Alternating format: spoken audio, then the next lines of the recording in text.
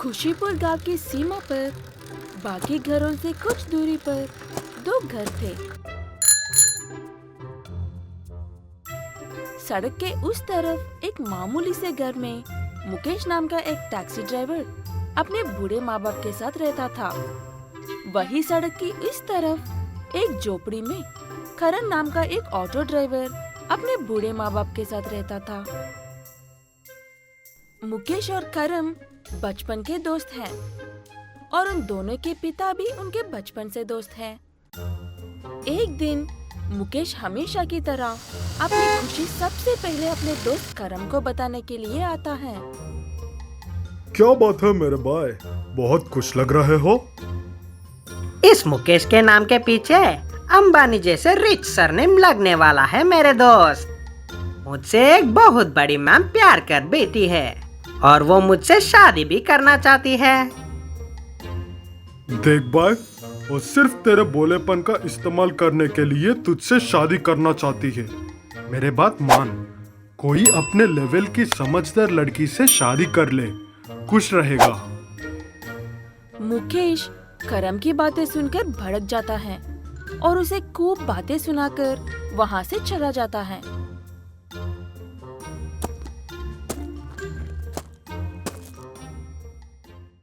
कुछ ही दिनों में मुकेश उस मेम से शादी भी कर लेता है।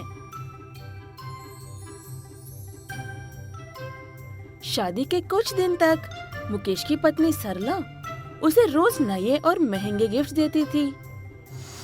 कुछ दिनों बाद मुकेश अपने माँ बाप को भी अपने साथ रहने के लिए सरला के महल में लेकर आता है।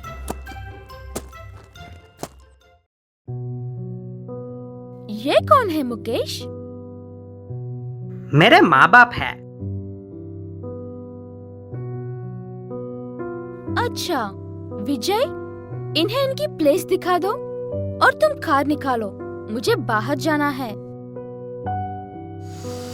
सरला मुकेश को एक कैसीनो के पास लेकर जाती है और उसे बाहर ही रुकने के लिए कहती है।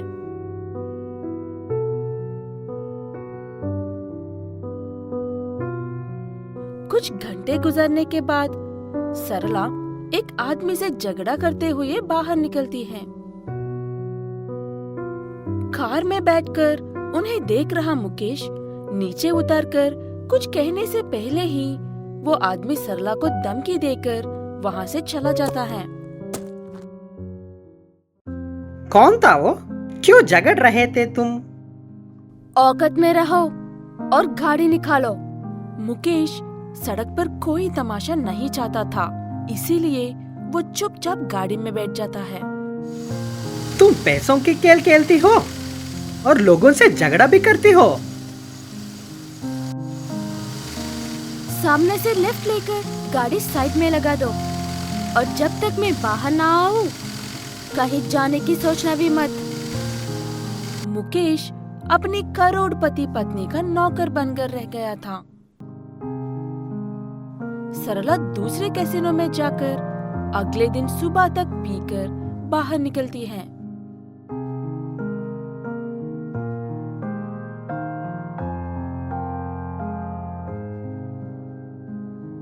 मुकेश अपनी पत्नी को देखकर जितना हैरान था उससे उतना ही गुस्सा आ रहा था, लेकिन वो इतने नशे में थी कि उसे कुछ भी कहना बेकार था।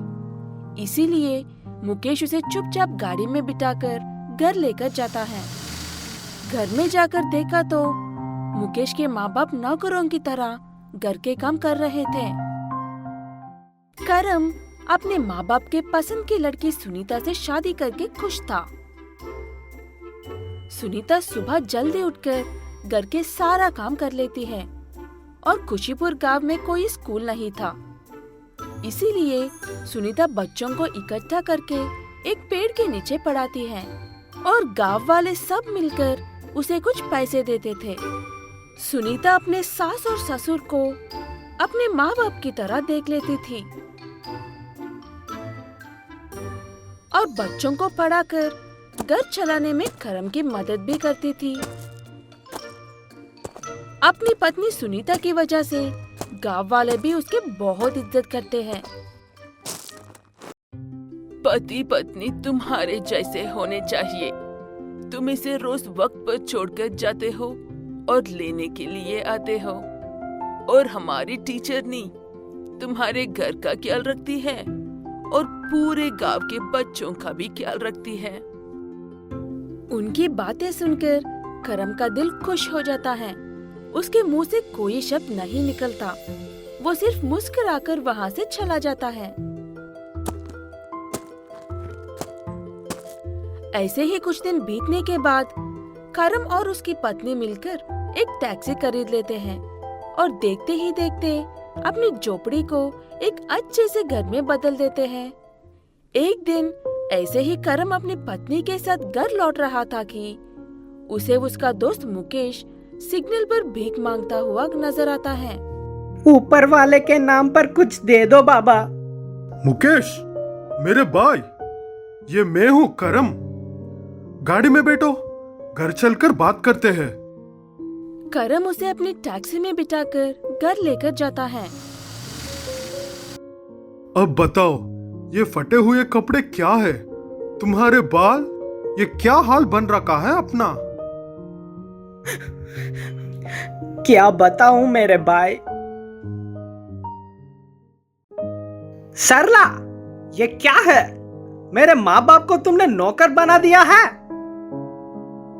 आवाज नीचे और अपनी औकात में रहो। मैं तुमसे शादी सिर्फ समाज को दिखाने के लिए की थी, असल में हो तो तुम भिखारी ही। दोनों में काफी देर तक बहस होती है। मुकेश अपनी और अपने माँ बाप की बेइज्जती सह नहीं पाता, इसीलिए वो उन्हें अपने घर ले जाकर चला जाता है। वहाँ जाने के बाद उसे पता चलता है कि वो घर की असली मालकिन अब सरला है। इसीलिए गांव के बाहर एक छोटी सी झोपड़ी में रहकर कुछ काम करने के लिए जाता है। लेकिन सरला ने उसका वो हाल कर दिया था कि उसे कोई भी काम नहीं दे रहा था। मेरे पास कोई और रास्ता नहीं था, इसलिए मैं भीख मांगकर अपने बूढ़े माँ बाप के पेट भर रहा हूँ।